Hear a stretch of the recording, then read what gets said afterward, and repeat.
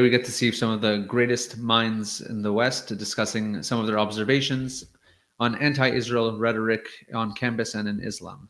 So they posit this malevolent force that's centered in the West, but then they position themselves as adversaries to that force, and Yes. that's the prideful twist. Well, it's like, we're so horrible here in the West, but I'm so good that even though I'm part of the West, I'll do everything I can to oppose that. And then they're egged on by their their idiot professors. I quote a student at Columbia who described himself as a first-generation low-income student, first in his family to go to university, certainly the first to go to Columbia. You would have thought, most of us would have thought, damn, I'm lucky. Mm-hmm. But he describes how straight away he was taught what he described as the rich history of protest at Columbia, and remembered thinking, when it kicks off again, I want to be at the center of it. Yeah. Now, you know, I don't know about you, but I think student days should be used for many things. But the idea that you should make yourself central to the protest movements of your time as your demonstration of virtue in your years of study is, well, that's taught. That's taught. That young man was taught that. Definitely. It's because by the culture too. By the not culture. Just by it's the because the professors at totally pointless studies institutes and other things, and sometimes in serious programs, are actually telling their students this. There are a number of former faculty of Columbia that I've spoken to, and some present still, who say this to me. They say, we were teaching this for years. This was all being boiled up by us, by the faculty, for years ahead of this. But the other thing that happens then, just to add to your riff on the sin of it, is that, as you know, one of the conclusions I come to about this is that this has been projection on a vast scale. And it really took talking with quite a lot of psychologists and psychiatrists about this phenomenon in the last 18 months to work this out. There's this rule, as you know, that I go into in the book that I've mulled on a lot, that I got from the great Soviet Jewish writer Vasily Grossman, who appears intermittently throughout the book. And Vasily Grossman had this terrific dictum in the middle of Life and Fate where he says, tell me what you accuse the Jews of, I'll tell you what you're guilty of. This is unbelievably relevant again and again and again. You know, the Iranian Revolutionary Government says that the Jewish state is a colonialist enterprise. The Iranian Revolutionary Government is colonizing the Middle East since 1979. But there's nothing colonist about Islam. Oh, no. I mean, it was only the fastest growing empire in the history of the world. And as you know, Muhammad, when he spread Islam, only did through by persuasion and kindness. Right. And that still obtains today. We'll get back to that. But yeah, definitely take note of that when you're when you're arguing with all the anti-Israel folk. But every time this I mulled on this subject in recent years, the Grossman's rule absolutely applied.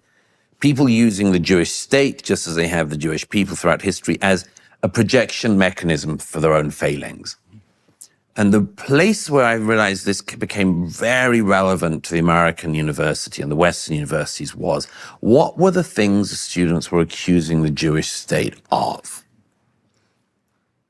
Genocide, ethnic cleansing, white supremacy. So you would laugh at that one. They've never been to Israel. You got it. That's a good one. But anyway, so ethnic cleansing, genocide, white supremacy, the various sins that they will always lob at Israel, and they were throwing this at Israel from October the 7th, as they had in the years before. But they really got a push on it after that. And I was thinking throughout this period, as I saw the protests in the West, I thought, why are these terms so familiar?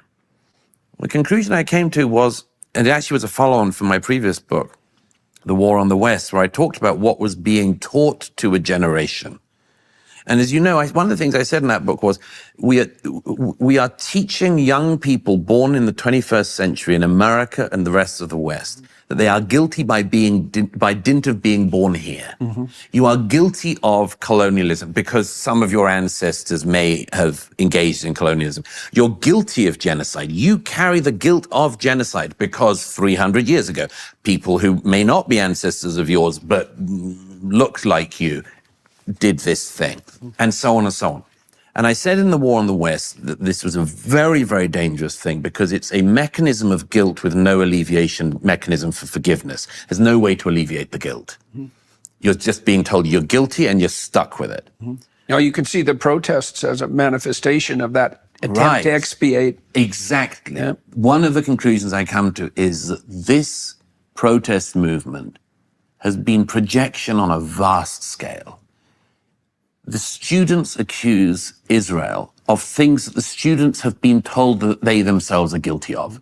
That they themselves, well, they see Israel as the vanguard of Western colonialism. Exactly. It's the whole story. So this is a giant mechanism of projection, which is why I say when it comes to these protesters, particularly students in the West, I say, tell me what you accuse the Jewish state of. I'll tell you what you were taught you're guilty of. Right, of course. You were taught that you're guilty of. Yeah.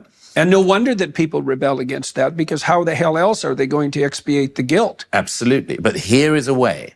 Yeah. And with the added thing that the Iranian proxies across the West, the Qatari money that has flooded through Western universities, not least American universities, the propagandists, the organized movements. It's not an accident that the same movement crops up everywhere with exactly the same slogans. That, you know, is it generic that students at Princeton again the other week are chanting "Glory to our martyrs"? This is totally imported propaganda, just placed over them, and these dolts repeat and repeat and repeat.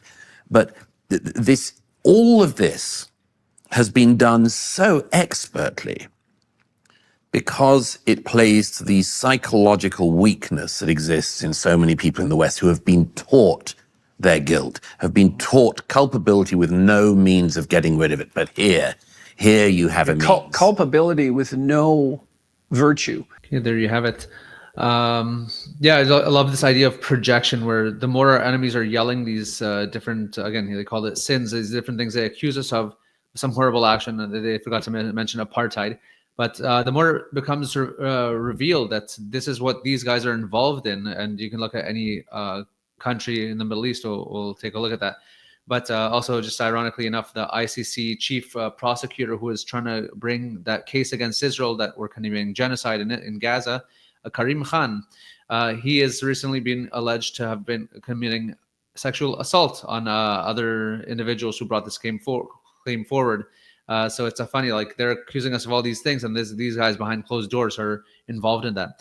The Islamist types also seem to ignore the racism, anti-Semitism, and colonialism in their own cultures and countries, and also slavery. Islam has actually had one of the largest slave trade markets in the Middle East, and it's in many of their countries, it's still a derogatory term to call a black person or an African an abd, which means slave, because those are the people they would bring in as slaves and castrate them and all kinds of terrible things. And I think Qatar still has slavery in there to some extent.